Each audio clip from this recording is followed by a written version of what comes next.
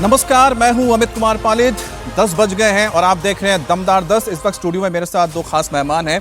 अजीत द्विवेदी जी हमारे साथ हैं, साथ ही राहुल महाजन जी हमारे साथ हैं। उनसे भी बात करेंगे, लेकिन उससे पहले इस वक्त की बड़ी खबर आपको बता दें। बांकीपुर में पीके का क्या होगा? पीके का इलेक्शन डेब्यू कितना सफल होगा? क्या बांकीपुर में बीजेपी अपने राष्ट्रीय अध्यक्ष की सीट बचा पाएगी? दतिया में बिना नरोत्तम बीजेपी का रिजल्ट होगा कितना उत्तम? वडोदरा के मंजलपुर में बीजेपी का आज रिकॉर्ड बनाने जा रही है। आज 3 राज्यों की 3 विधानसभा सीटों पर हुए उपचुनाव के फैसले का दिन है। सीट 3 है, लेकिन इसकी जीत हार से 27 का मोमेंटम सेट होगा। बांकीपुर से लेकर दतिया तक क्या है ट्रेंड, कौन कहां से आगे है, एक एक राउंड की रिपोर्ट आपको हम आगे दिखाएंगे। सबसे पहले आज की बड़ी खबर बिहार के बांकीपुर से है। पटना की बांकीपुर सीट पर बड़ा उलटफेर हुआ है। बांकीपुर सीट से इस वक्त जन स्वराज पार्टी के प्रशांत किशोर आगे चल रहे हैं। जन स्वराज पार्टी के प्रशांत किशोर पहले राउंड की वोटिंग में 862 वोटों से आगे हैं। प्रशांत किशोर को पहले राउंड में 2225 वोट मिले हैं। वहीं आरजेडी की रेखा कुमारी तीसरे नंबर पर है। बीजेपी के लिए बांकीपुर सीट बहुत अहम है। यह सीट बीजेपी के अध्यक्ष नितिन नवीन के इस्तीफे के बाद खाली हुई और बीजेपी ने यहां से कायस्थ समाज से आने वाले नीरज कुमार सिन्हा को मैदान में उतारा था।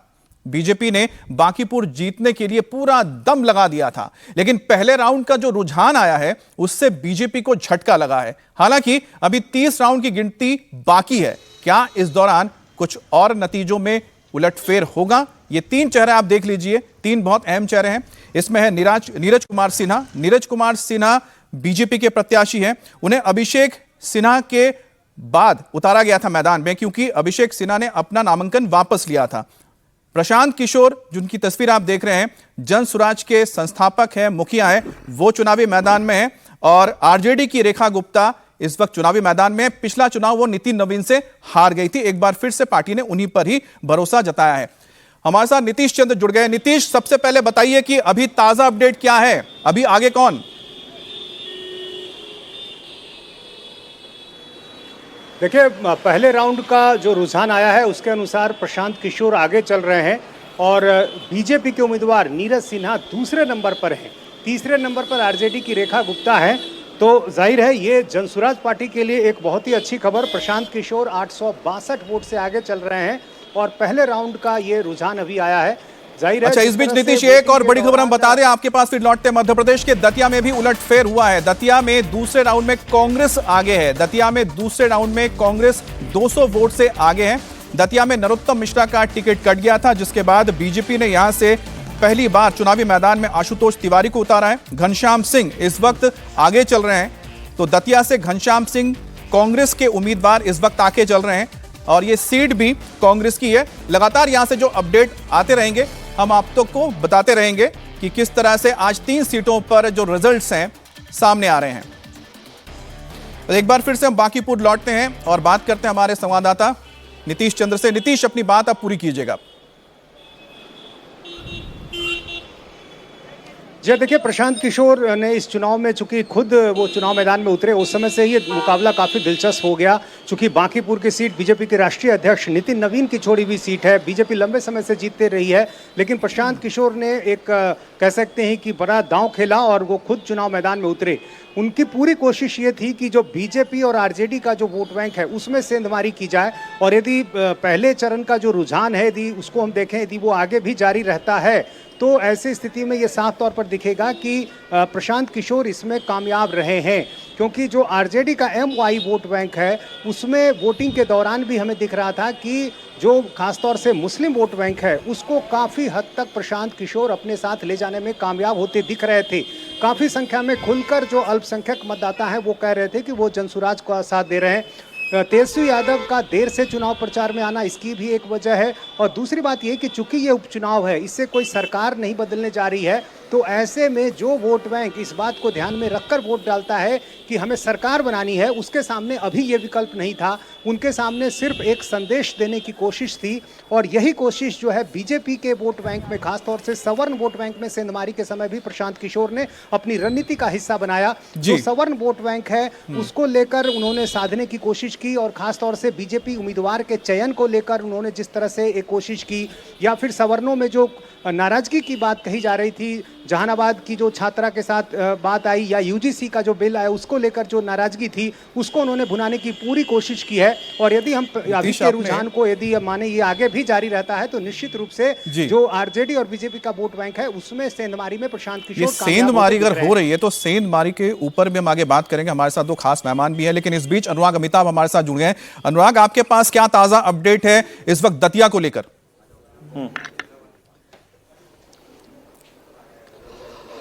देखिए, मैं ताजा अपडेट आपको बता दूं, तकरीबन 1000 वोटों से बीजेपी कांग्रेस से आगे है। पहले राउंड का जो है अभी तक लगातार चल रहा है। जो ये मतपेटी आई है गांव से आई है और इस वक्त मेरे साथ जो सबसे ज्यादा चर्चा में जिसके कारण चुनाव रहा है दोनों प्रत्याशियों से ज्यादा, चाहे वो बीजेपी का हो या कांग्रेस का हो, वो सबसे चर्चित चेहरा इस पूरे इलेक्शन के नरोत्तम मिश्रा जी मेरे साथ हैं। और मैं चाहूंगा एंकर अगर कुछ सवाल पूछना चाहे, लेकिन उससे पहले मैं पूछ लेता हूं सर, क्या माहौल चल रहा है इस वक्त अगर हम दतिया के संदर्भों में देखें तो? भारतीय जनता पार्टी आगे चल रही है।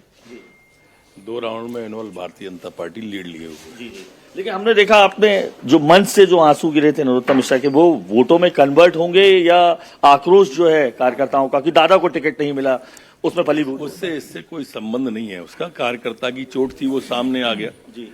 वो विषय वो था। लेकिन सारे कार्यकर्ता काम में लगे हैं, ईमानदारी से सबने काम किया है जी। और उसकी बढ़त दिख भी रही है भारतीय जनता पार्टी। हम ये देखें कि कांग्रेस की गुटबाजी की हमेशा चर्चा आप करते थे कि उसका फायदा मिलेगा। महज 12 घंटे पहले राजेंद्र भारती जो आपके खिलाफ चुनाव जीते थे पिछला, उन्हें पार्टी से निकाल दिया गया। क्या कहेंगे इस संदर्भ को देखकर? देखो, देर में लिया गया निर्णय है, मैं ऐसा मानता हूँ। जब उनको भ्रष्टाचार के आरोप में जेल भेजा था तभी निकाल देना था जी। और देर में आए हैं। देखो, भारती जी के लिए ये नई बात नहीं है पार्टी में अंदर आना और बाहर जाना जी। मेरे ख्याल से आधा दर्जन पार्टियों में वो रह चुके हैं जी। 4 पार्टियों से तो वो चुनाव लड़ चुके हैं जी। अलग अलग जी। बासपा, सपा, घड़ी, कांग्रेस, साइकिल, हाथी, पंजा, ऐसे आधा दर्जन पार्टियों में वो रह चुके हैं। तो इससे उन पर क्या फर्क पड़ता है? जी। तो लेकिन नरोत्तम मिश्रा का टिकट कटने से क्या मैसेज देना चाह रही थी पार्टी? आप कुछ अगर बताएं आपको, क्योंकि आपके समर्थकों ने इंतजार किया, लोकसभा होगा, राज्यसभा होगा, प्रदेश अध्यक्ष होगा। तो मैंने कभी भी लोकसभा मांगा अनुराग भाई, न मैंने कभी राज्यसभा मांगा। मैंने विधानसभा जरूर मांगा था। जी। पार्टी ने बदल दिया। पार्टी कितना देगी? 30 साल विधायक रखा पार्टी ने, 15 साल मंत्री रखा, कितना आखिर? तो कहीं तो उसका वो होता ही है पटाक्षेप। नहीं तो आप ये क्या कह रहे हैं कि पटाक्षेप हो गया? एक बड़ी बात कह रहे हैं आप, ये पटाक्षेप का। अभी आपके समर्थक तो कह रहे हैं कि दादा की लंबी पारी अभी भी बाकी है राष्ट्रीय कार्यकारिणी में तमाम, आप पटाक्षेप कह रहे हैं? बड़ी कोई पद लेने की इच्छा है ही नहीं। एक इच्छा है एक कार्यकर्ता का की रूप में, जैसे पार्टी ने अभी पिछले 2.5 साल काम दिया है, जिस तरह से पार्टी ने मुझे ज्वाइनिंग टोली का शेयर संयोजक बनाया, जैसे महाराष्ट्र चुनाव में भेजा, जैसे दिल्ली चुनाव में भेजा, जैसे बिहार चुनाव, ऐसे कार्यकर्ता के रूप में पार्टी भेजती रहे कहीं ना कहीं काम में। बस आपने 23 के चुनाव में जब राजेंद्र भारती साहब चुनाव हारे तब आपने कहा था कि समुंदर की लहरों वाला आपने दिया था कि घर मत बना लेना, मैं वापस पलट कर आऊंगा। घर बना ले, अब क्या दिक्कत है? किसके लिए कह रहे हैं आप घर? क्योंकि जो भी चाहे, जिनके लिए वो कहा उनके लिए ये ले ले। कोई कहीं कोताही नहीं है और मन में कोई खटास नहीं, कोई विषाद नहीं।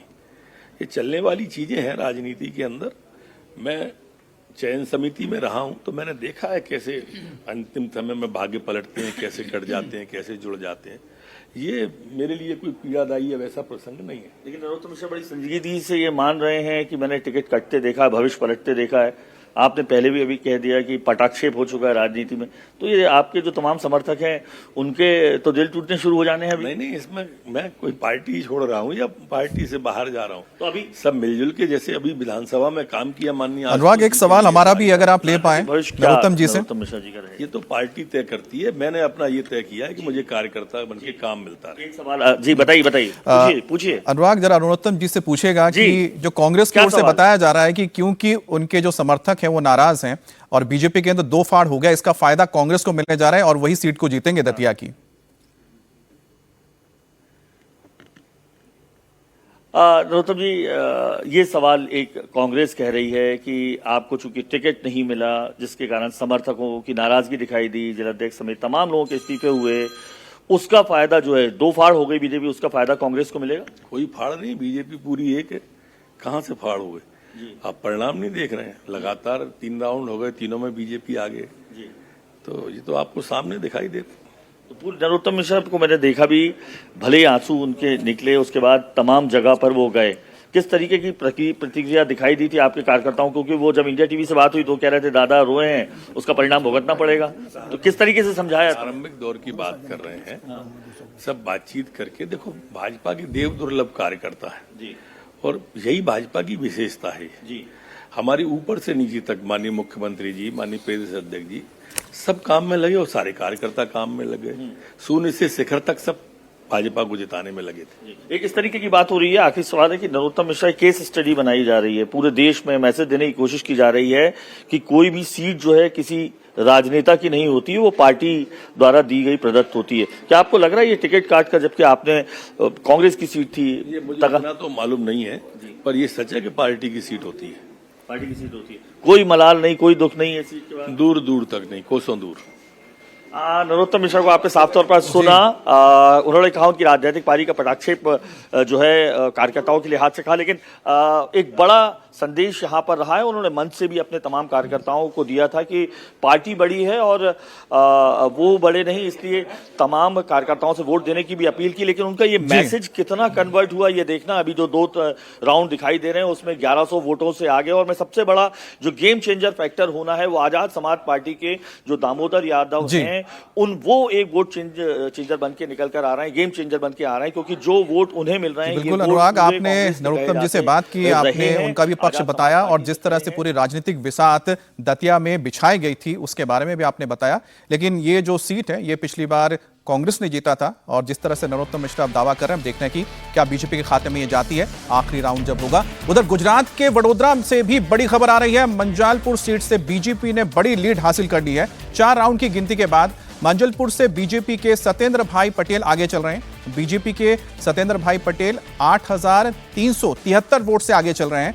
सत्येंद्र भाई पटेल को 12,941 वोट मिले हैं। वहीं कांग्रेस के भीका भाई राबड़ी को 4,568 वोट मिले हैं। मंजलपुर में 4 राउंड की गिनती पूरी हो चुकी है और 15 राउंड इस वक्त बाकी हैं। तो मंजलपुर की ये खबर आ रही है। हम सीधे चलते हैं हमारे संवाददाता निर्णय कपूर के पास। निर्णय, आपके पास क्या ताजा जानकारी आ रही है इस वक्त मंजालपुर से? देखिए, मंजालपुर की जो ये सीट है, शुरू के जो गिनती है उससे स्पष्ट हो गया है कि ये सीट इस बार भी बीजेपी के पास ही जाती हुई दिख रही है। हालांकि वोटिंग परसेंटेज बहुत कम था, 37% के आसपास वोट पड़े हैं। इसका एक रीज़न ये भी हो सकता है कि बाय इलेक्शन था और शायद लोगों में इतना इंटरेस्ट भी नहीं था, और दूसरा कि क्योंकि ये सीट ट्रेडिशनली भी, अगर आप 1990 से देखें, पहले ये रावपुरा सीट का पार्ट थी और अब बाद में फिर डिलिमिटेशन के बाद अलग बनी। 1990 से ये सीट बीजेपी कभी भी नहीं आ रही है, बहुत स्ट्रांग होल्ड है ये बीजेपी का।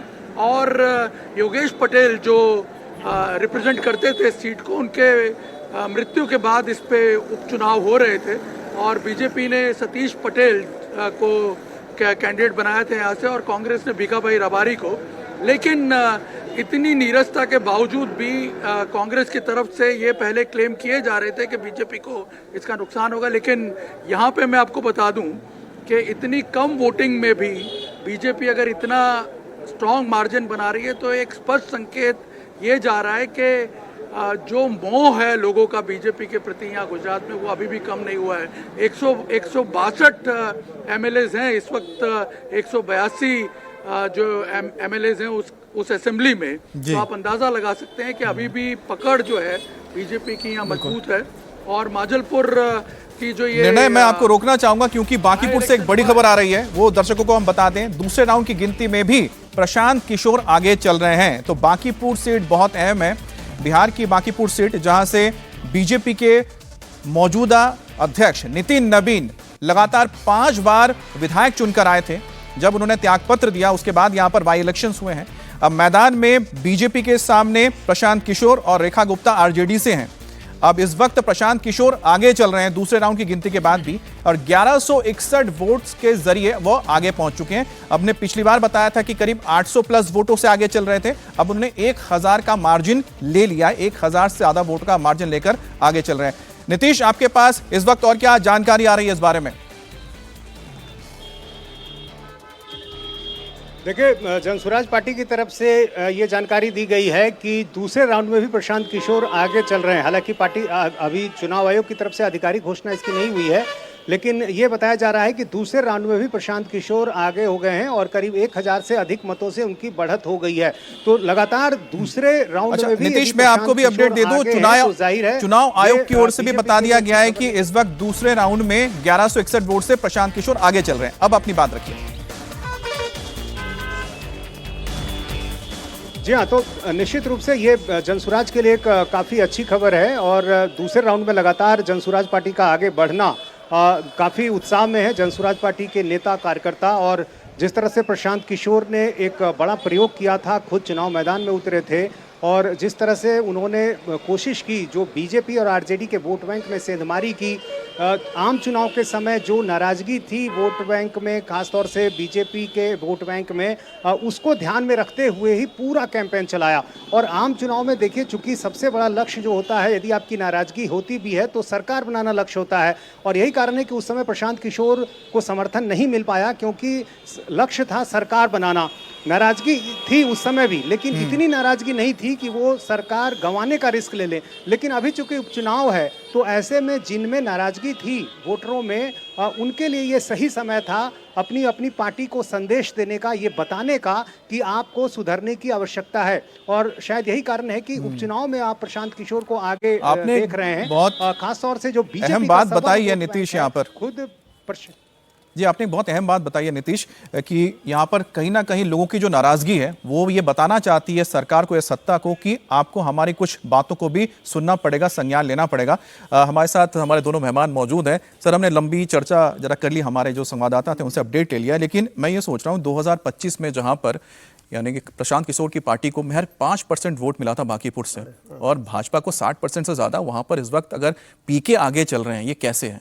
किसका वोट काट रहे हैं? इसके एक दो कारण है। एक तो नीतीश ने खुद ही बता दिया कि ये बाई इलेक्शन है, तो जो आम चुनाव में एक रुझान होता है, एक हवा चलती है और सरकार बनाने के लिए लोग वोट करते हैं, वो इसमें नहीं, वो फैक्टर इसमें नहीं होता है। और जब 200 से ज्यादा सीटें हैं एनडीए के पास, तो उनके भी समर्थकों को था कि अब इतना बड़ा बहुमत है, सरकार की सेहत पर कोई असर नहीं पड़ना है। तो एक कारण तो यह है। दूसरा कारण यह है कि स्वयं प्रशांत किशोर चुनाव लड़ रहे हैं, इससे अपने आप में चुनाव की दिशा और चुनाव की दशा दोनों बदल गई।